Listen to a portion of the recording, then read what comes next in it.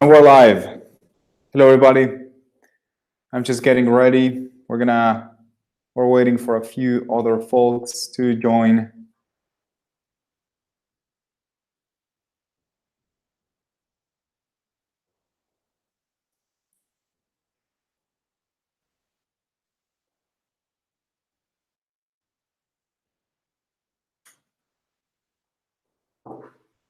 We're also waiting for a few other remoter students. I have a few of things here. I have a few fruits that we're gonna predict. We built a really simple neural net, convolutional neural net, and we're gonna use. We took a couple of pictures. I'm gonna show you everything, of course, in detail, but it predicts our own based on our own data. So we are also going to use the ImageNet neural net, or actually the data where we're going to actually use the neural net created by Google. So we're also going to predict objects like scissors and I don't know, a cup. I have a bowl here. We're going to be predicting a bunch of things, and everything. That neural network actually is pretty cool because it's created by Google using data from kind of the community. There is a year competition to I don't know, display the best possible neural networks related to image processing. So we're gonna use it. We're gonna be predicting a bunch of objects. We're actually gonna start a little bit with how image processing works, how we're gonna decompose an image into an array, right? It's just going to be numbers for the neural network. It doesn't know it's an image. It's just going to be a bunch of numbers.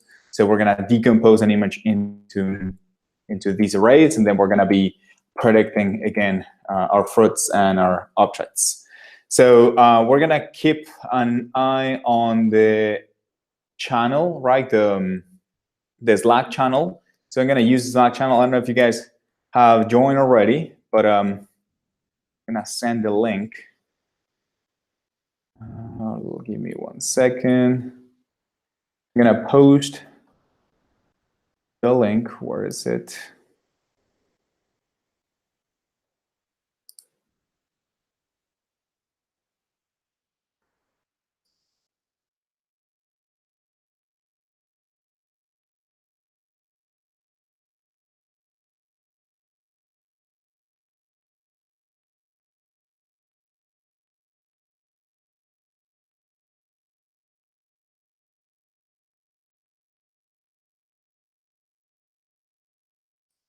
Give me 1 second, and we're gonna share the link so you guys have access to the live chat too.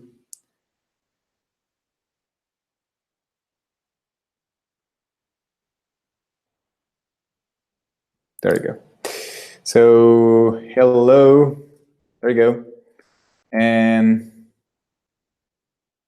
here, that's our free Slack. So of course, this YouTube chat works, but if you use the Slack channel, it's going to be a little bit easier for us. So nothing. We're kind of ready to start. There we go. We have a few new folks. What else can I send here? So I can send this chat. Can I look for Apple? We could classify emojis. I have here Matthias, who is actually the creator of these machine learning models, and we're always trying to come up with ideas of fun things to do.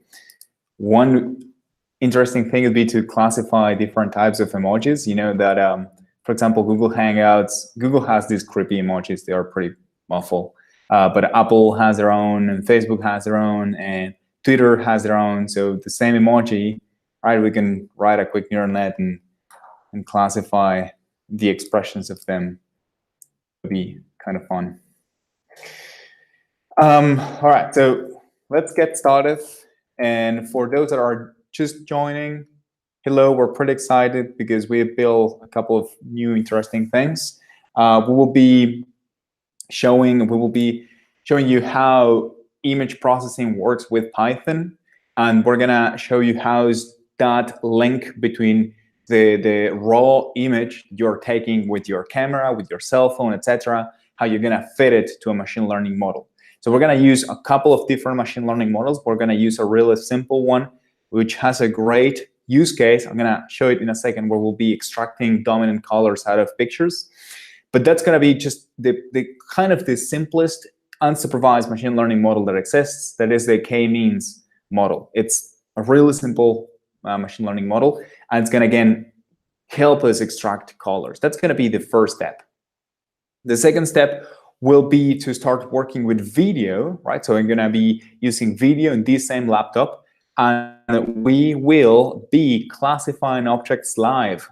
Okay, so I will be, for example, taking an apple, right, and getting it close to my camera, and it will be classifying it. It will try. We'll see if it works. Classifying different fruits, and also classifying different objects, right? If it works, supposedly it just says scissors here or pen here, etc. We're gonna see how it goes. This is live, so something might break. Sorry if that happens. But again, it's gonna be fun because we will try to do everything live. So give me 1 second. We're gonna get started. I need to see how I'm gonna share the screen with these.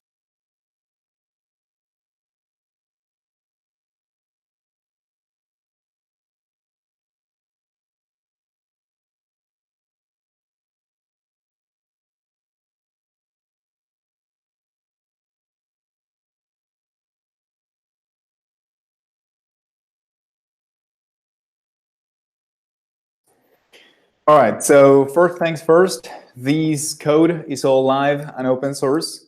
So in our Slack, you guys will find the code for that. It's already posted.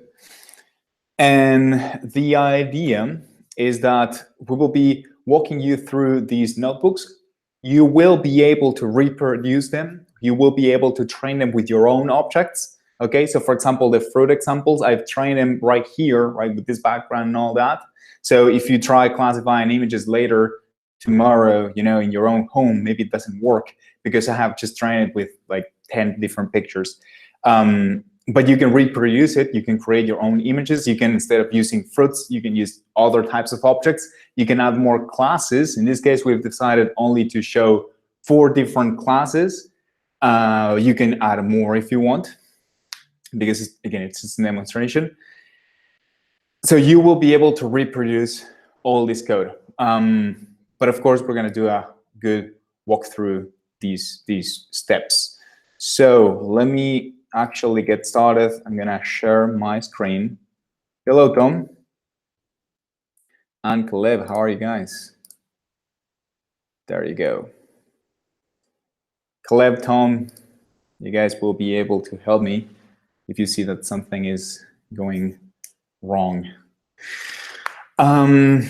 So our first step will be understanding how images are represented digitally and how we can pull that information, how we can manipulate that information using Python. I don't know the background of all of you in terms of programming, but you don't need to know a lot about Python to understand these concepts. We're trying to keep them as simple as possible, but also we try to keep them in a way that you can use it. Okay, you will be able to apply the same knowledge. In Python, there are a couple of really important libraries for data science in general. One of them is NumPy, which is an array processing library. It will let you process arrays in a really efficient manner. Okay, so we're going to use this NumPy library along with matplotlib. That what it does is just help us plot things in these Jupyter notebooks that we're using. I don't know if you guys have these Jupyter notebooks running locally. All right, that might be a little bit hard to get going. We're gonna actually release a guide on how to set up these notebooks locally in a couple of days. So hopefully you're gonna be benefited out of these. And at some point we want to release these also as a service. So if that works, it might be good too. We will also use this OpenCV library that it's actually a C library. I think it's C/C++. It has a bunch of code from C and C++. But there are bindings for Python, and this is a way more advanced library only intended for computer vision. Right? So it will let you manipulate your camera. It has algorithms already built in, optimizations algorithms. It's simple to parse images, to resize them, to, I don't know, convert them to grayscale, to change the channels of their colors. So you guys can do a ton of things. And actually, to be honest, we personally, we feel like we're always scratching the surface with these libraries. There are so many things that you can do, but it's really simple to get started. So to get started, in this case, what we have is how is a color represented, all right? Or what is color? Actually, color is of course a complicated physical concept, but in digitally speaking, color in an image is going to be by a combination of three primary, we could say they're not primary, but three main colors in this RGB model. There will be different models, right? Different standards to represent colors digitally. Different platforms might use different ones. Kind of a ubiquitous standard today is using the RGB one. So color is just a combination of three different variables. Pretty much all the colors that you can see in your screen are a combination, again, of a combination of red, green, and blue. Okay, and combining the intensity and the light of each one of these colors, you can, of course, access. I don't know. We have the count there, but of like 255. A really large set of numbers. There are different. There are other color modes. There are also, for example, we have also alpha channel, and there are a few things that are a little bit more complicated. But just to get started, again, if you think about color as a combination of red, green, and blue, right? It's enough to get us started. So here, for example, what we will be saying is any color. So you have, I don't know, think about your favorite color. It can be expressed as a combination, again, of red, green, and blue. And in this case, I'm just showing you how, for example, looks the red color. It just has this is bad. Actually, it should be 255 here and 0 here, and also blue is bad, but you guys get the idea. So again, from 0 to 255, you have to define the intensity of each one of the components of your final color. In this case, we have that red is 255. It's a maximum possible value, again, from 0 to 255. Green is 0, and B is 0. And actually, if you guys look at the source code of this notebook, what you will see is just simple HTML/CSS that you can actually tune to change the color you're using. So for example, let's see what happens if I add, I don't know, 120 here and 38. I'm just making it up. We're gonna see kind of an orange color because it has a ton of it has a ton of red, has a little bit of green, and it has some blue. So the final result is again this orange that we have right here. So again, many colors, not all of them, many colors, the ones we see that we kind of can see with our human eyes, can be represented with this combination of 0 to 255 of red, green, and blue. Right? So here we're showing you, a couple of examples. In this case, we have 255.00 gives you this red color. 02550 gives you the green color because the green channel, we can say the green component is at the top, it's at the maximum value, and both red and blue are 0. And finally, blue in this case is also at the maximum, so that's why we have a blue here. And just again to try it out, I draw gray here. You guys can again change this thing. We can add a little bit more green, and we can add a little bit more blue, and we're gonna drop the red channel. We're gonna see, there you go. There's another color we get, and actually this too green, so we can change it. And again, you can generate a bunch of colors just by the combination of these three components. And this is gonna be kind of the objective or the way to generate more colors, right? You are tuning these three knobs, right? You have, and you will be creating different colors. If you move to the if you increase the number of red and you increase the number of blue, you get to this point, right? If you increase the number of green, you get to this point. So it's again like this cube that you're creating for each color by tuning those knobs. What is an image now? An image, it's just, and you probably know it. If you've ever seen a pixelated picture on the internet, you know, you say it needs more JPEG, right? Classical meme. It's an image, it's just a bunch of different pixels that represent colors. Okay, so even the camera with the highest quality ever, it's gonna be just a bunch of pixels, sorry.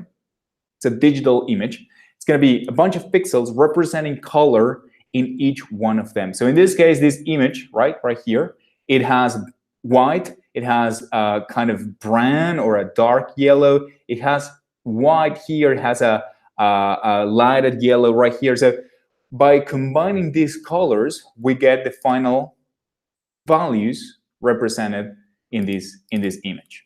So how are you gonna represent these images using Python? We're just gonna represent them as a matrix of X pixels high by Y pixels wide, or actually the opposite, right? X pixels wide and X pixels wide and Y pixels high, right? That's gonna be our image. And each one of those points, it's gonna be a color pixel. But as we saw, each one of these color pixels is represented by 3 values. So these pixels that I have right here, for example, the first pixel of the blue drop, it's gonna be the pixel in position, I don't know, 1, 2, 3, 4, 5, 1, 2, 3, 4, 5, I don't know, 6, 7, 10, 12, right? It's gonna be 5, 12, and that pixel by itself has 3 different colors. So we're gonna use kind of a matrix. This, if you guys are getting started with programming, it might be challenging. It's how you represent the kind of matrices or nested lists within Python. But in this case, you can think that you have a matrix, right? Let me just show it to you. There you go. It's a simple image that it has 2 pixels by 2 pixels. That's it. And each one of these, of course, is a pixel. And actually, if I show you the colors, there you go. So this is when you turn this 2D image, it's just 2 dimensions, into kind of a 3D image, right? Because you have each pixel, right, each pixel is by itself, it's not a flat structure, it's by itself, it's another vector, right? So that's when you have, in this case, 2 rows by 2 columns, right here, 2 columns, but itself, each one of these columns is represented as another vector, okay? So from the simplest image, that it's this one probably, right? Just a 2 by 2 image, to something like a full HD, I don't know, what's the best mobile phone out there? The one that is taking the best possible pictures in the market today. That it's gonna be like 12 megapixels or 24 megapixels. I don't know too much about it. That's gonna be just, again, a combination of these same principles. It's gonna be matrix with colors represented inside. So you guys can try with these notebooks later. We're generating here random colors. I can generate a matrix that it's a little bit bigger, right, in that case. So we have 10 pixels by 10 pixels. And again, the largest image that you can think of, like, I don't know, full HD, for example, or 4K, it's gonna be just this thing with a ton more pixels, but it's basically this thing.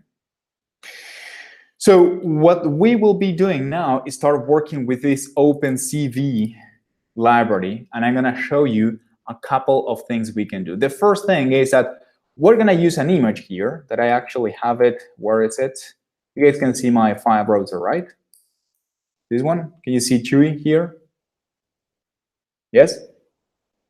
Okay, I can hear anybody, but it's fine.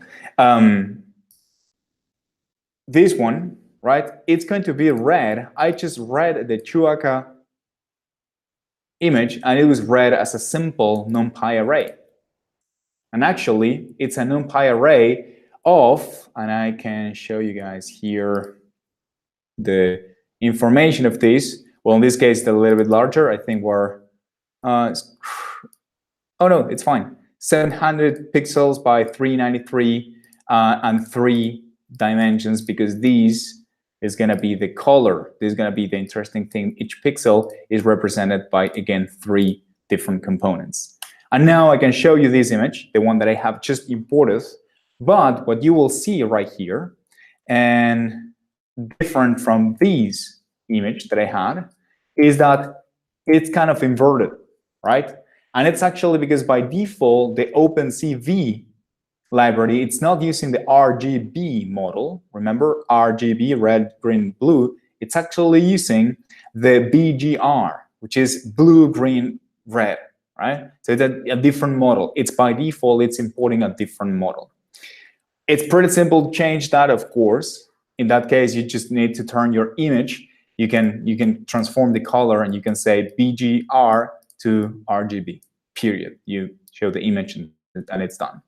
If you need other types of transformations, and these might be at some point common, depending of the machine learning task you need and the pre-processing of the images that you need. Sometimes with machine learning, color is not that important, so you can kind of get rid of those components. It depends.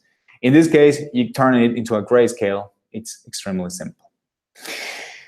Resizing it, it's also going to be simple. I'm just going to show the examples as quickly as possible because I want to get into the first machine learning model.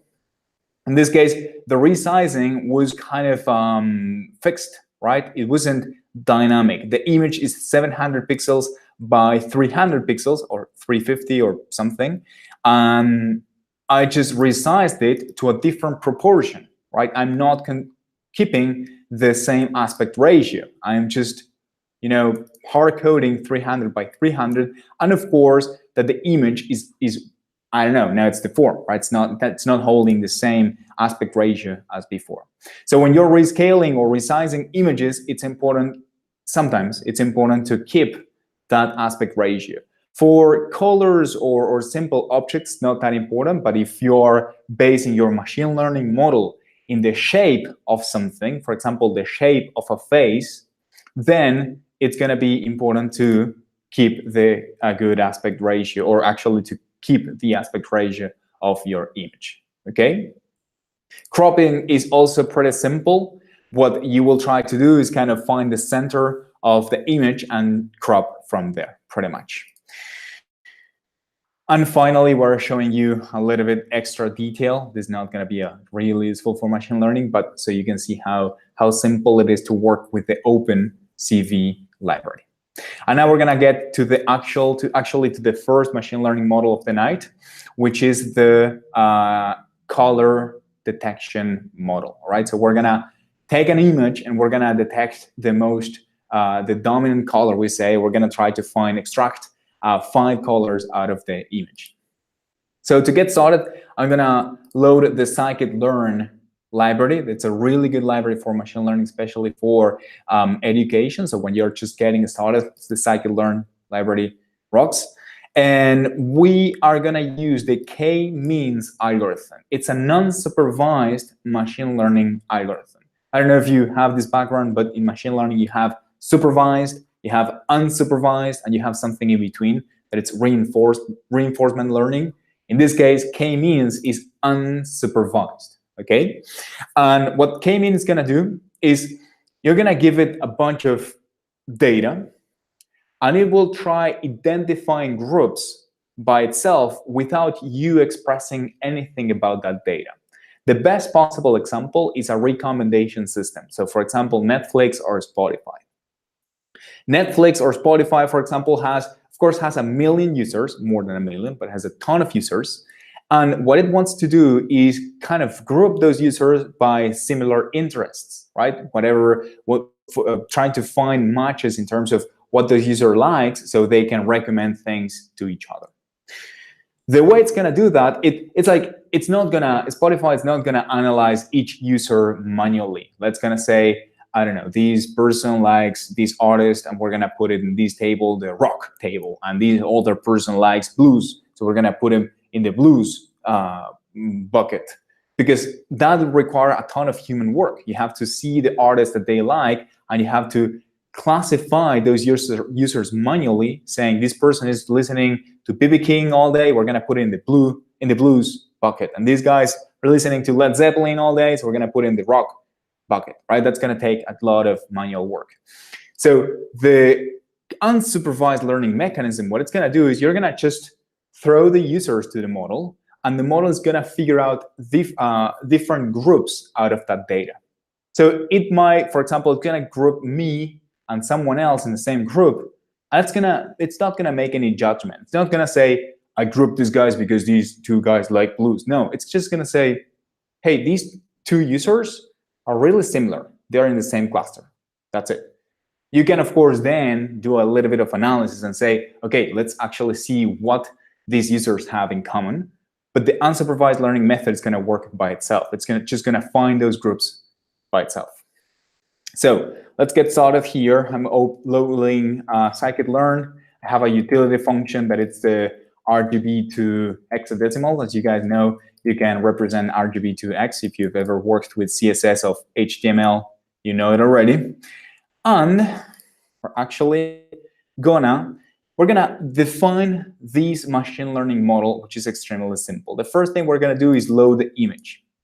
With that image, we're gonna, as usual, transform. Remember that OpenCV is loading it as BGR. We're gonna turn it into RGB.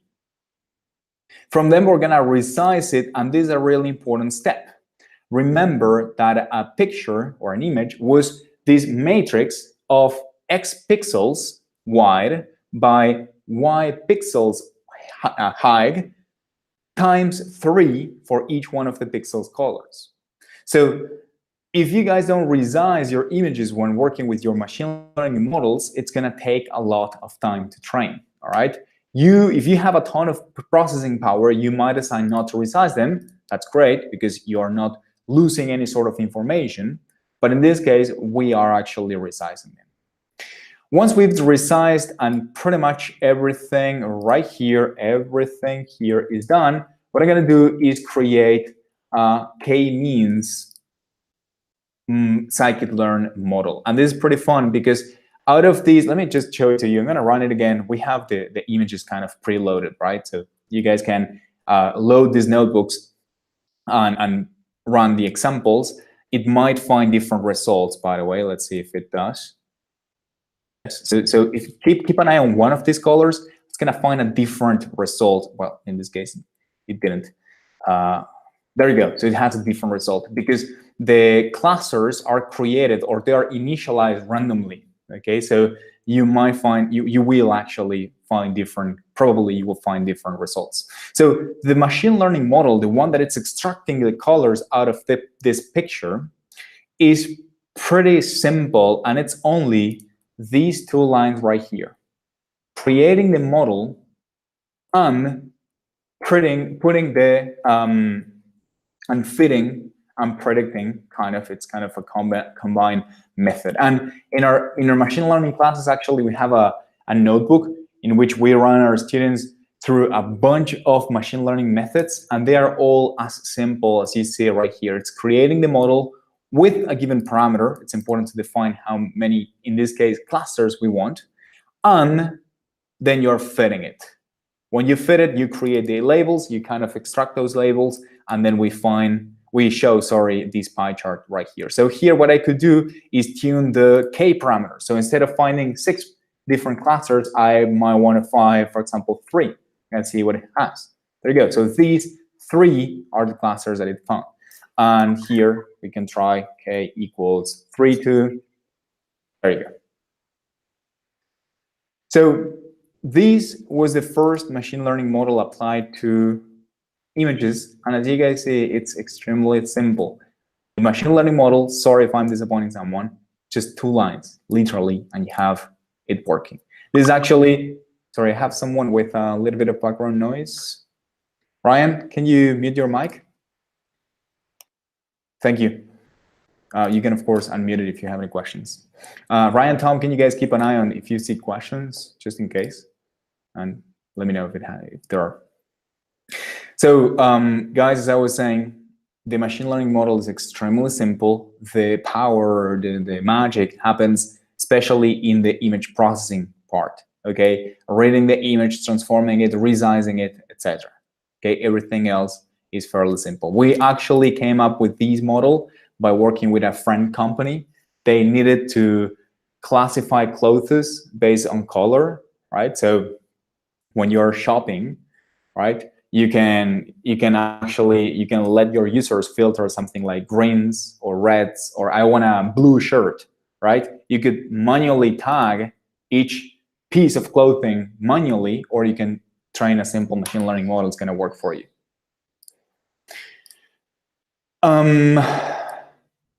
So we are now going to use the OpenCV camera. Here, oh, sorry. There you go. So I want to go as quickly as possible. Actually, you know what, guys? I'm going to skip over this. You can see it later. Here you actually have a couple of examples. I don't want to waste your time with this because this is more OpenCV, where I want to just go to the machine learning model and show it to you in action, because that's a lot of fun. But basically, this OpenCV model, actually, I could run it. Let me see. No need. What it's going to do, it's going to spin a new component in your machine that is going to turn your webcam, and it will let you capture video out of it. We're actually selecting the camera right here. If you have more cameras, you can change this integer to select other ones. And in this case, it's going to let you capture video out of your camera. It's also going to let you, for example, crop and resize images all live, kind of, as you are having the panel or the component exposed. All right, so just look it up by yourselves. It's just a quick tutorial how to use OpenCV. We're gonna jump directly to something a little bit more interesting, okay? Because again, it's so well, this is pretty much the same thing. More camera. Again, now that we've created this for you, it's gonna be a lot easier. Okay, so this is usually, it does require a little bit of work to get it running. So you can use this notebook, the number 4, to generate objects photographs or pictures out of your objects on your own. So we're gonna skip directly to our first deep neural network of the night. That it's gonna take me, how much time do you guys think? Actually, I'm gonna tell you what it does, and I think I can just spin it. Yes, this thing is working. So I'm gonna get this thing running. Let me see when it starts. Thing. There you go.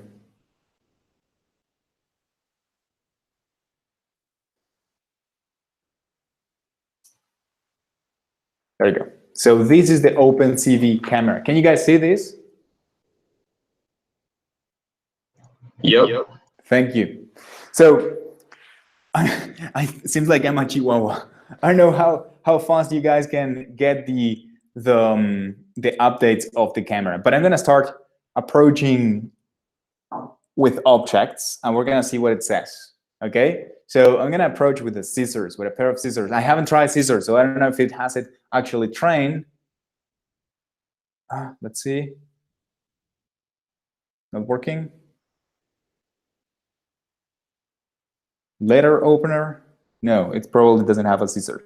Let's try with a ballpoint or with a pen. Let's see if it has it. Phone and pens, ballpoint, phone and pen. There you go, phone and pen. It's pretty good. I mean, the models are, of course, are not perfect, especially with the way I'm running them, but it works. Let's see if I have here, I don't know, the remote of our AC. Let's say what it says. I don't know if it has a remote control. There you go. Can you guys see it? Remote control. Pretty cool, right? It's giving us the probability of having that object. In that case, given the resizing that we're doing of images to have this workshop running live and to be simple, the probabilities, as you can see, are pretty low. But again, the class with the highest probability is the correct one. It's a remote control. Let's see my water. Let's see what it says about my water bottle. Water bottle, there you go. See, 76% water bottle, it's working. So what about my phone? I'm just getting excited about it. I'm gonna spend the whole night looking at pictures, to be honest. There you go, iPod, cellular phone, perfume. Yeah. See, it actually has iPod classes, pretty fun. So again, I could keep trying on objects. Let's see a cup. I haven't tried this one. Picture, coffee mug, yes. There you go. So as you can see, this thing is working. By the way, when you run this camera, look at the comments we provided. So for example, to quit the camera, you just need to press the Q key. That's it. It's gonna quit. So how is this thing going to work now that you guys saw it in action? This model, or this machine learning model, is actually, we're gonna look for ImageNet right here, is a neural network, a deep neural network that was trained by Google. You guys can Google Inception v3. It's a neural network that is already created by Google, and it's pre-trained with the ImageNet dataset. And what is ImageNet? It's a huge dataset of images that it's part of a year competition. You know, in this case, it has 14 million different images. And I think these are the, no, I don't know where are the classes. I think there are 1,000 different classes. So once per year, the best colleges out there, the best, I don't know, research groups, they get together to beat the ImageNet challenge. And the idea is who is getting the best possible accuracy score at predicting images. So this happens once per year. And most of these groups, once they are done with the competition, they are releasing their models as open source models. And in this case, we can just import it with a simple Python import. So in this case, what I'm doing is I'm doing from Keras application import Inception v3. Keras has these. I should have linked you guys to the documentation here. Keras is, I'm sorry, I'm always skipping kind of the introductions. I don't want to bore you with the details. Keras is a really simple API or library on top of TensorFlow and a few other actually libraries. And what Keras does is it gives you a really simple interface to manage, to create neural networks. And it has already some models already created. So all these ones are already created. And these are usually from that ImageNet competition, some of them at least. Inception v3 is the one we're currently using, right? And you can tune the arguments, you can change the weights. So there are different actually weights or kind of pre-trained weights that you can get. Another pretty common one is this VGG16 that it was also from an ImageNet competition. It was also released as open source. I think MobileNet too. MobileNet is a really popular one because it's supposedly to be low power. I haven't tried it by myself, but it's low power. So it's one model you can fit and you can use in a mobile phone, for example. So you can use a machine learning model in your phone, and it's supposedly gonna run better. So all these are already pre-trained, not just pre-trained, but pre-created neural networks by itself. So the whole model, the layers, the pooling, the dense layers, the everything is already done, and it's already configured, and it's created for these neural networks. So you can do just from Keras import applications import Inception v3, and as you can do Inception v3, you can import VGG16 or MobileNet or any other one, and get it going with these weights, and you have it again, as we've seen,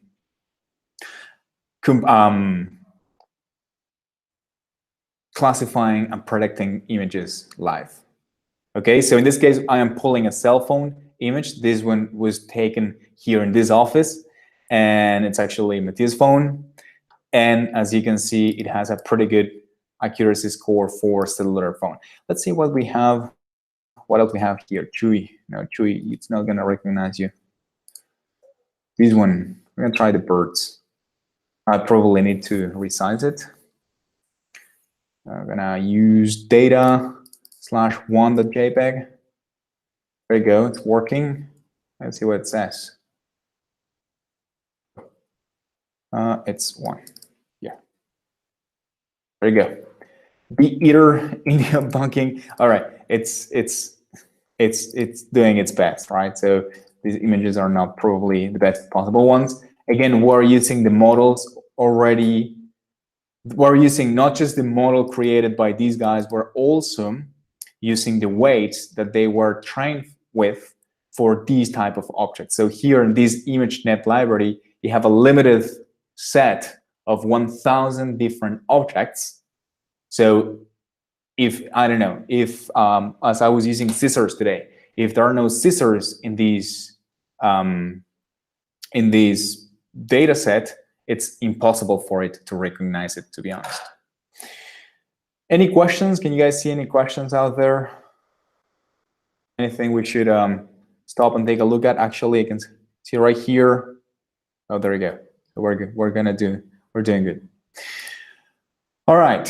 So now we're actually going to the strong point of the night, which is our own neural network. Okay, we have created this model. We have trained this model with our own pictures, all right? And we're gonna make it classify and predict things live, okay? So again, this is all homebrew, all right? This is all homebrew. So a few things. This model, let's actually get started with these things right here. I will not re-execute this notebook because it actually will do it. We have time. Yeah, you guys will see the model being trained live. Okay? So what we're going to do with this simple model is we will be loading the camera and taking pictures of things that we wanted to classify. So when you load this same notebook, I'm going to run the camera. Okay? And where is the execution of it? There you go. And what you guys will do is get close with your objects, and you're going to start pressing the keys, the key in your keyboard, the number 1, the number 2, the number 3, the number 4, right? We're actually capturing those events here, 1, 2, 3, 4, and it's going to save it as different types of images or different classes. Oh, sorry, there you go. So you're going to save these 4 classes. Again, we created 4 because it was demonstration purposes. You guys can create more if you want.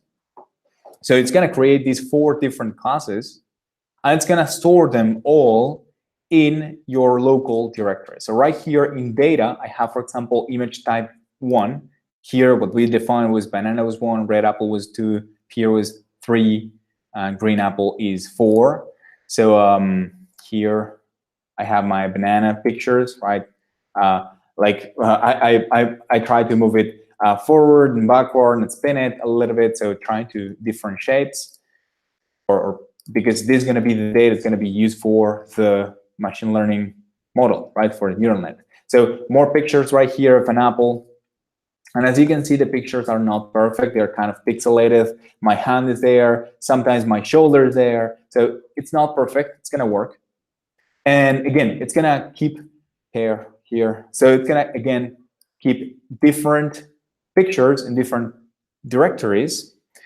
And what we're going to do is we're going to load those images right here from those directories. In this case, what we're using is the pre-processing model of Keras. Okay, so Keras, that machine learning framework that I showed you before, it also includes a couple of utility libraries, sorry, In this case, is the pre-processing module that's going to load images from the directory you're specifying, and we're also turning them into arrays, as you guys remember. So let me show you the bananas right here. There you go. Enumerate type 1 at 0. This is my first banana picture. So this one, image type 1, this one, it's actually this array that you guys can see in the background. 160, 154, 151, right? That's probably this gray point at the top, you know, so that's probably that point. So again, it's loading all the images and it's turning them into these arrays that we showed in the first notebook when we were explaining how images were composed digitally. So here we have type 2 apples, and pear is type 3, and a green apple is the type 4. So we're loading these images. All right. So step 1 was creating the images and saving them locally. We are then loading them. We're reading the images here. And just as a quick recap, we have 25 images here. We have 26 here. I don't know, it seems like we have more red apples than anything else. And we are, so here it's a little bit of creating different classes, and here we need to create the categorical types. There you go. That's more a utility step that we need than something useful. And this is going to be our machine learning model. So we're using Keras, and here I'm gonna increase the size of my notebook so you guys can see it with a little bit more detail. We are creating a sequential Keras model. There is also a kind of a functional model. The sequential one is the most common one. And then we're starting to add our layers. Okay, so I don't know if you know what a convolutional neural network is. It's not something we're going to explain in just one workshop. It's a little bit more advanced, but it's just a bunch of images one after the other. And actually, we're going to share a few resources with you, so a few blog posts and free resources you guys can use to understand how convolutional neural net is created. But basically, it's going to be this stack of different layers that it's processing that array of images, and it's going to finally predict the final class of your images. So here we have the input, right? Has the width of the image, the height of the image, and the 3 different colors we have. And the output is 4 different classes. It can be type 1 banana, type 2 red apple, type 3 pear, type 4 green apple, I think. That's going to be the 4 different types we have. So we are creating the neural net model, right? This is the function. This is the model, and the summary here is telling you all the layers that it has. Has a convolutional layer, it's having a pooling layer, dropout layers, a convolutional layer, another pooling ones. This is the model. And sorry, this should be here. What we're going to do now is fit the model. The model is going to be fit with the array of images that were previously scaled, right? Something that I didn't show you in detail was one of those steps we had at the top. So we were scaling the images. It's going to work better if we use a scaling processing mechanism. And the Y character is the type of the image. So for example, the first image, this one, was a banana. So here it can be out of 4 possible classes, it's going to be banana is going to be 1. Everything else is going to be a 0. This is usually called dummy variable. I don't know, Tom, if you're still there. We talked about this yesterday. So this is a dummy type of variable. So this is banana is 1, apple and pear, these are all zeros. Right? If you scroll down, here we have are red apple. So red apple is in 1, everything else is a 0.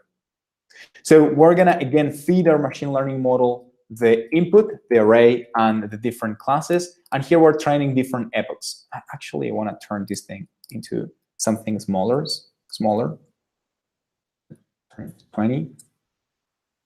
And now the machine learning model is starting to get trained. Depending on the computer that you have, depending on the number of images you've chosen, depending on the scaling or the resizing you've done in to your images, it might take a little bit more time or a little bit less time. Here we see that the accuracy is improving, and we see the loss, the error, that it's decreasing. Okay, so ideally accuracy is increasing over time, and the loss is decreasing. Okay, so here we're getting approaching 76%, 87%, pretty nice, 98%, pretty nice. Right, so we're probably overfitting this model, doesn't matter. 98%, 1, 95, 96, there you go. So these are machine learning model being trained live. Okay, the loss is also being reduced a ton. There you go. And out of all these iterations, we had 20 iterations. Our machine learning model has a 0.99 accuracy with a 0.013 loss. Okay, this is the error of the model. That's it. So actually, this is something you shouldn't do. We're going to do it anyways for simplicity. But in this case, we're going to try predicting the class of one of these images. I'm going to actually take the image number, let's see, number 5, for example, this one. It's actually, let's use one that looks a little bit better, this one. Number 2 first, and then we're going to use number 5. So I'm going to try classifying, I'm going to try predicting the class of an image, but with the same data that I used for the training process. That's not good. That's something we shouldn't do. But again, for simplicity, I'm just going to go ahead and do it. And let's see what it says. We have completely retrained this process. So this could break right here. This is live. There you go. It predicted a banana. It was, again, from our model. Let's see what happens with the image number 5. There you go. It also predicted a banana. Actually, I can show you guys what a prediction looks like. A prediction is actually an array of the 4 different classes with probabilities, okay, for each one of those classes. In this case, the model is, again, simple and it's kind of overfitted, so it's giving us a perfect accuracy for the banana type. In a more realistic machine learning model, it's going to tell you something like 0.89% probability of this thing being a banana, 0.05 being an apple, you know, stuff like that. And actually, I could try with what is it? Data 1.jpg. Let's see if. Oh, I need a target size. Oh, it's good. There you go. So it's predicting that it's a pair. I don't know why. Probably of the color. And it's, again, a little bit overfit, so it's not working so fine. But again, the idea is that it's going to give you a probability of each one of these things being of a different class. So let's try with something different. In this case, we're going to try with an apple. Let's use a different one. I'm going to use, for example, for type 2, we're going to use the first apple. Has a little bit of my shoulder there. So it's going to be the picture at number 0. Red apple. Nice. We're going to use some other one. This one that is deeper. Number 8. Let's see what it says. Also red apple. Again, we are using the same pictures that we used for, we're trying to predict or classify an image with the same image that we used for the training process. It's not ideal, right? But again, it's just a demonstration. So now it's a moment of truth. I will turn the camera on. We're going to see what this thing says. All right, so this can break, by the way. Sorry if it does. There you go. So that's my camera right there. Camera. And it has, I don't know why, it's changing. The background noise probably affecting it. But let's approach an object here. Red apple, 100%. Live, red apple. There you go. Oh, sorry, I get too excited. Red apple, there you go. It's live. What else? We're going to put a pair. Let's see what it says with a pair. Not working. A pair needs to be closed, seems. And it's confusing it. So that then, in that case, it's working perfectly. But when I go a little bit deep, it is confusing it with a green apple. So it seems like the shape, when the object is so far away, wasn't taken so accurately. And as we can see, a green apple, sorry, it's pretty similar. So the machine learning model is having a little bit more trouble defining it. In this case, actually, it's confusing it with a pair. So as you can see, the model is not perfect. Let's see a complicated one, a tough one. What is this thing? Model? What is this thing, model? It's a banana. Nice. Perfect. Are you sure it's a banana model? No, it's a red apple. Nice. So that's our machine learning model that, again, is working live with our fruits. Pear, red apple, green apple. So again, in this case, I'm cheating. I am the one cheating. If I'm approaching it, it's like it took kind of the wrong pattern. What does it say with this red ball? It's an apple? That's what you think? No, you're hungry, machine learning model. You're hungry. It's not an apple. It's a ball. All right. So again, where am I? So my head looks like a pear. There you go. At least I'm not a dog, as it said before. So that is, again, the model working live. Guys, we've trained this model live. We didn't have this plan. I was actually going to use something different, that it's loading the pre-trained model, right? So something you guys can do here, once you're done, is when you have your model, you can, for example, save your weights, right? You can save your weights, all the layers weights on a condensed file. This is a file explicitly used for numeric storage. Or you can save, in this case, you're saving only the weights, the model, where are the model, the layers, they are not saved. You have to reconstruct this thing. Or you can actually save the whole thing. In this case, we can save the whole thing. So model.save, it's going to save the model with the model architecture, all the layers, and all the model weights, plus the state of the optimizer, right? If you want to keep training it later. So this is pretty fun.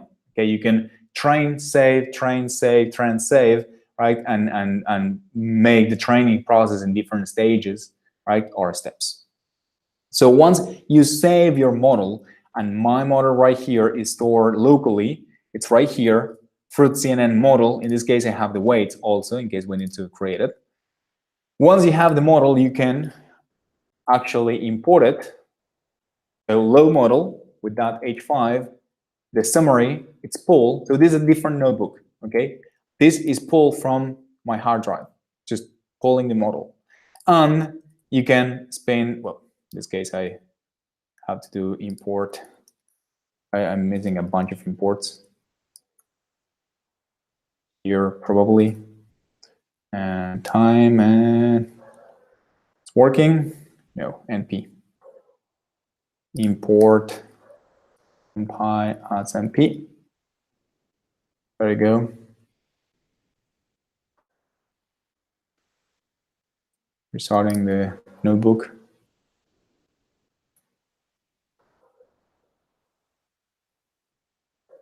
There you go. So hopefully we're not missing any more imports. My bad, I changed this thing. There you go. Seems like it's gonna work now. There you go. So the model just loaded, more bananas for the model. Banana, banana, banana. It's actually not doing so well. There you go. Banana. I need to get away. Banana, banana, banana, banana. There you go. So the model again is working. And what I've done is, I killed the process. What I've done is just imported the model from the H5 file. So you guys can train this thing in a supercomputer, and you can then move this thing to a much mundane, regular computer and do predictions with the model already trained. Okay, you can save these, you can store, you can train it in a testing environment, you can move it to production later. This is the beauty of these models that, again, can be saved. You can do the same thing with the Scikit Learn model, by the way. We didn't show it just because it's not necessary. All right, so questions. I have the chat right here. If the model is relying more on the colors and the shape of the info, not so much. It's a really good question.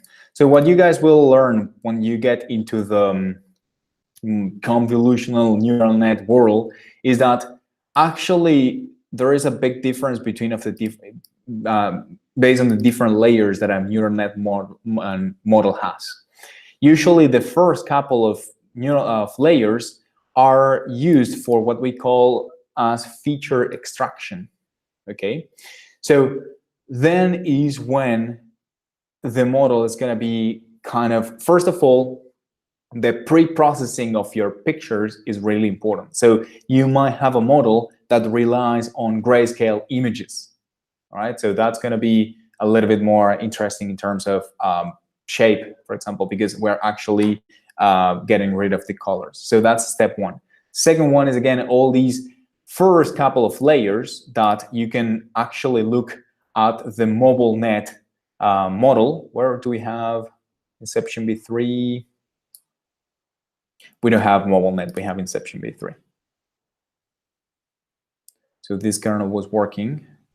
So model.summary, there you go. Let me decrease the size. So these are all the layers that this model has, a ton. This is the neural net created by Google. I'm still crawling. I don't know if you guys get the update, but this is a crazy model. And what these guys are doing is, again, they have different parts of the neural net. This is why it's called actually deep learning, that are meant for more of the feature extraction part. So some of those layers will be extracting features, and you can actually use those pre-trained models, all right, the feature extraction model for later. It has kind of the optimizer, the classical gradient descent you guys have probably seen already. It's kind of pre-trained. It has found a good spot to keep resuming the training when you feed your own layers. But again, answering your question directly, it's usually really hard to understand how these models are working because these are deep neural nets. There is no deterministic, there is nothing deterministic behind it.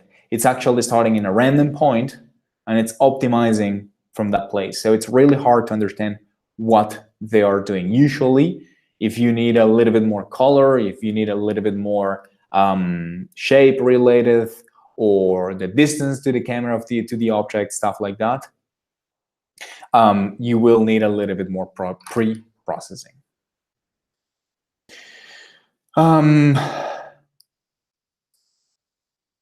Yes, Rory, I haven't tried Raspberry Pi, but that's completely possible. Once the model is trained, the predicting phase is really cheap, computationally speaking. It's not really hard, or it's not really process intensive to predict something out of the trained model. That's why I can literally read the model from this H5 file and it can have it predicting instantly, okay? Because the models are, again, those are the important parts. And you can actually, so a mobile phone is not huge in terms of computation powers, and you can guys run this thing also on a mobile phone. And also something interesting, there is also a JavaScript version of TensorFlow, so you can use the same weights with a JavaScript version of TensorFlow, and you can predict things live your websites. Hey, this is huge. This is pretty intense. So again, once the model is trained, everything else is simple. Training is expensive. So people, any other question? How was it?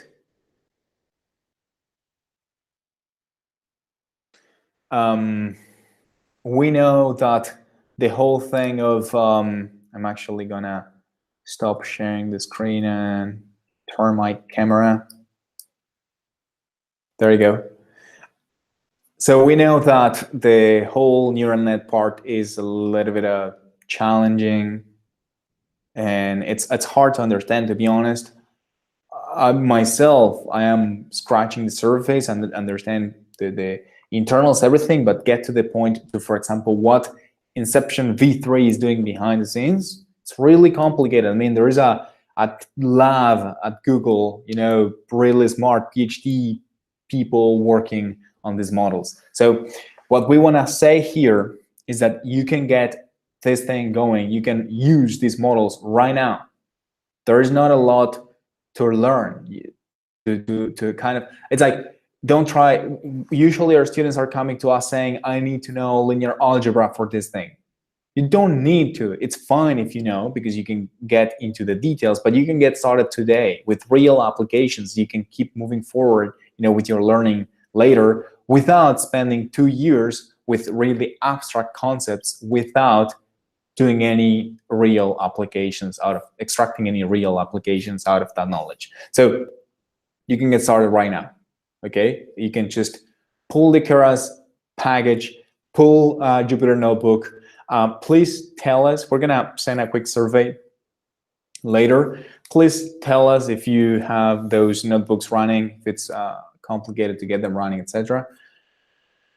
Again, start using it today. You have our examples. You can go this next family meeting, you can gather everybody and you can say, I'm gonna run a quick machine learning model. You can put, I don't know, grandma, aunt, mom, dad, and classify different family members, you know, these 4 different types. So you guys can do it whenever you want, just try it. That's the objective of this workshop. Give you resources so you can get started right now. Any more questions, anything before wrapping it up? Ryan, Tom, what's up, guys? Hey, that was awesome. Good. Yeah, thank you, man. Thank you, man. Welcome. So Ryan and Tom here are the guys that can lecture us in terms of the more technical terms and details. Not at all. Not at all. Yeah, you can. So see you around. And Rory, best way to follow the team, just, you know, the YouTube, the Slack. We're always trying to share resources and keep you guys posted in this case. So see you around. If you have any questions, again, you will have our email. We're going to email the recording and the quick survey to understand how we can help you with in terms of the Jupyter notebooks and the setup of all these, because we know that it's still a little bit tough to do it. And that's it. Have a great night, and thank you for joining.